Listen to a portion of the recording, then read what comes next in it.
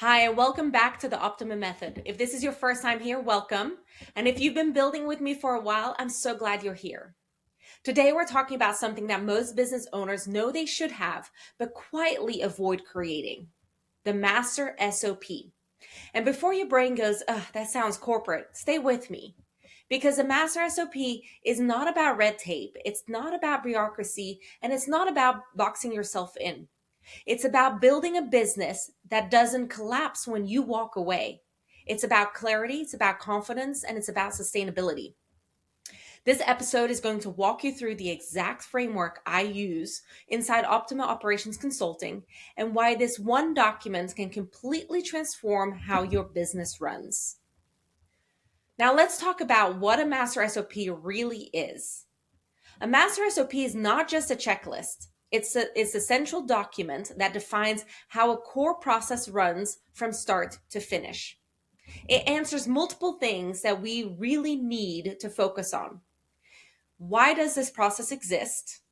When does it apply? Who owns it? What tools are required? What are the steps? What happens when something goes wrong? How do we measure success? And how often should it be reviewed? Most people jump straight into the steps, and that's a big mistake. Steps without structure creates confusion, and structure without clarity creates rigidity. The Master SOP brings both of these things together. So next, I'm going to talk about the 10 sections of the Master SOP. I'm going to walk through the framework outlined by using the Optima Method because each section exists for a reason. And this is where most SOP templates fall short because leaders or entrepreneurs are too lazy to document in detail or follow a structure. And then everything goes back to the messy, chaotic structure that it already exists today. So the first section is your document control. This is the administrative header. It includes the title, the department, the process owner, the version, the status that includes either that if the SOP is in a draft, under review, or final, the effective date, the last updated date, and the approved by. This section matters more than people think. And you probably ask yourself why. And this is because if you don't know who owns it, what version is current, or whether it's finalized, it will not be trusted. And if it's not trusted, it won't be used. The next section is the purpose. This might be the most important section. The purpose defines why this process exists and what outcome it supports. Not how, but why. And when the purpose is very clear, the team or even you as an individual make better decisions. Work doesn't shift. People understand the outcome, not just the task. And if someone asks, or even if you ask yourself, why do we even do this? The answer should live there. Without purpose, SOPs become robotic. With purpose, SOPs become strategic. The next section is the scope. The scope defines when this SOP applies and when it does not. And I want to take it back to the top for just a second. The Master SOP is how you're running your business. But then you can have multiple SOPs for multiple purposes, for multiple tasks. Anything that you're doing out of repetition, you want to have an SOP associated with that. So the Master SOP is really the framework of your business. So the scope defines when this SOP applies to and when it does not. And then it prevents overuse, misuse, or the unnecessary work. Your template clearly outlines when it applies and when it does not apply. And then you are able to link your multiple SOPs when it applies and what the next steps would be related to that particular framework. This is what protects a team from confusion, and it really keeps them in order and working one path, one way forward. The next section is the roles and responsibility. This is where the ownership is defined. And the ownership eliminates the friction. Every responsibility should have at least one primary owner, a clear accountability, and supporting notes if needed. Because that clarity creates momentum. And this is where delegation becomes possible. The next section, so we're on section number 5, which is your tools and systems. This section prevents the guesswork. What platforms are required? What software is being used? Who uses what and for what purpose? This makes onboarding easier. It makes us rethink again, oh, this is a software I'm using for this purpose, or this platform I'm using for this. Because when you're starting off, and especially as an entrepreneur, I know I've made that mistake, is where you start clicking saying, oh, I need QuickBooks for this, or I need Riverside for this, or I need Zoom for this. But what you forget to do is documenting the purpose and what it's used for. So now this makes onboarding easier, but it keeps you on track as an individual contributor, as an entrepreneur, as a leader as well. It reduces errors and it protects consistency as tools evolve. And if you ever hired someone and thought, or even thought about it yourself, why does this feel harder than it should be? It's usually because this section does not exist. So now let's keep thinking through this, right? So as we're progressing through the SOP, the next section is the process overview. This is high level. This is a high level narrative. What happens from start to finish? This is not your detailed step by step. It's just the flow.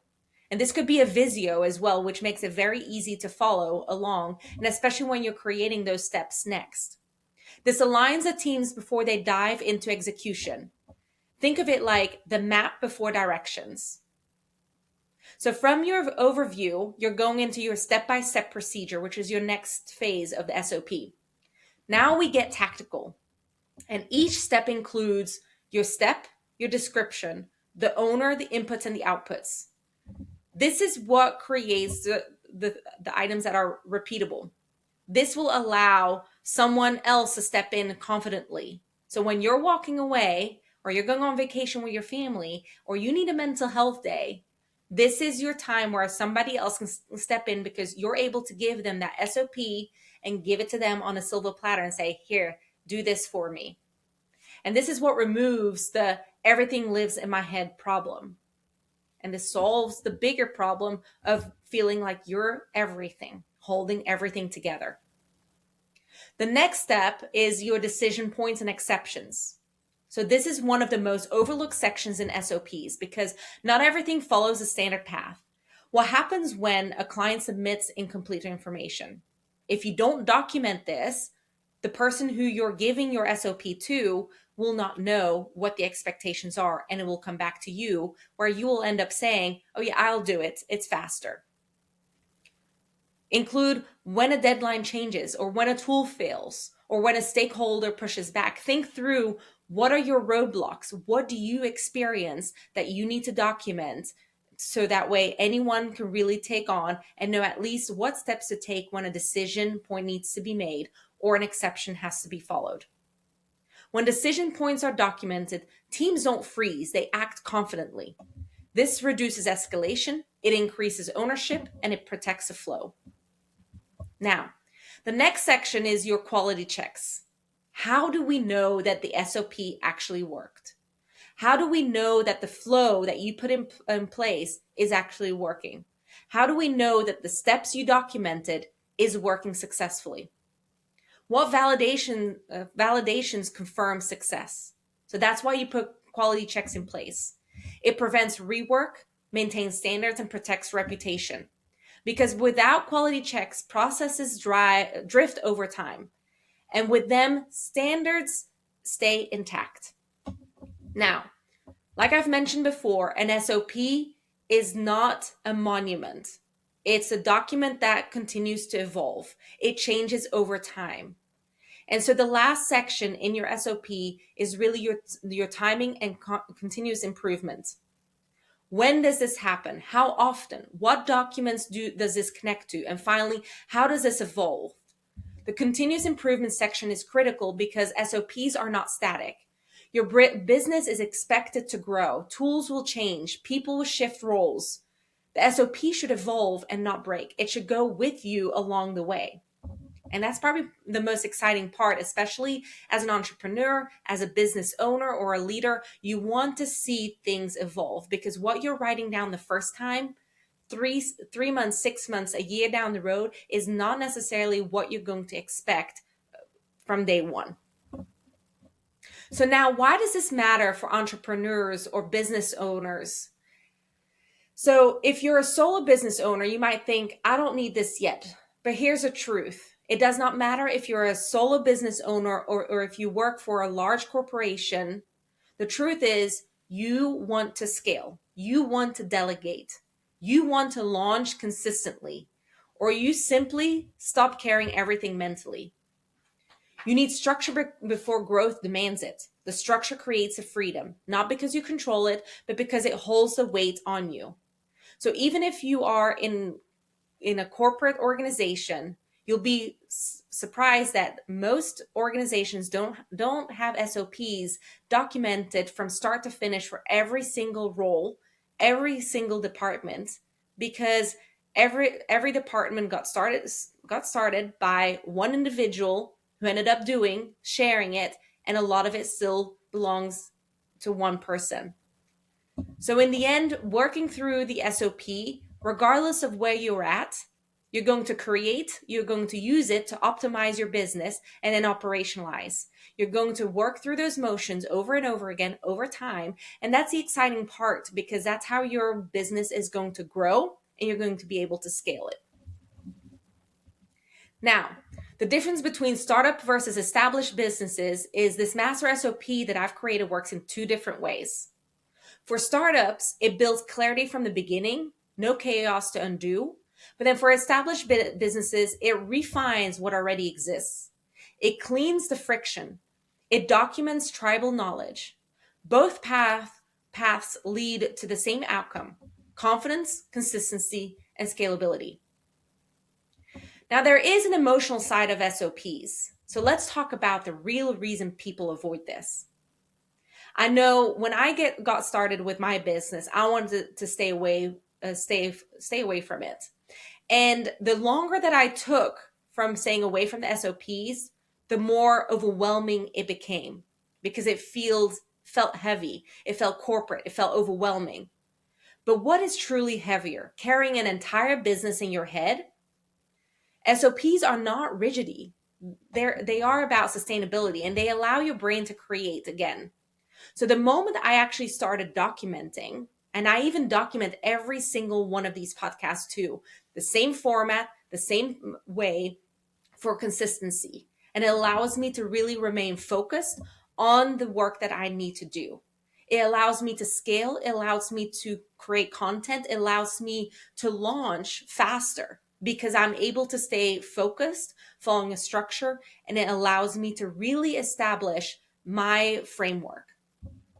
So if this episode resonated with you, here's what I want you to do. Go on my website, download the SOP, and pick one reoccurring process in your business. Just one. The SOP is what really starts getting you on track with running your business or redefining your business. And start with the purpose, the scope, and the owner. You don't need perfection. You need the momentum. Now, this is how you move forward. You're going to go from reactive to intentional. You're going to go from busy to operational. You're going to go from overwhelmed to structure. And the structured businesses scale differently, because the structure creates freedom. So with this in mind, go and take the next step. And then I cannot wait to continue working on the next phase, where I will incorporate AI. Because you may say, well, Saskia, I can just go on ChatGPT and request to create an SOP with my framework. Yes, you can. But in the end, if you don't have the structure template and the structure in place, you can't effectively grow your business and the operation and the process behind it. ChatGPT can only get you there about 75%. So you still need to take a moment to really jot down your focused area, your purpose, your ownership, and your steps, because you know your business versus AI. Now, I cannot wait to go to the next episode. I cannot wait for you to see you there. So until next time.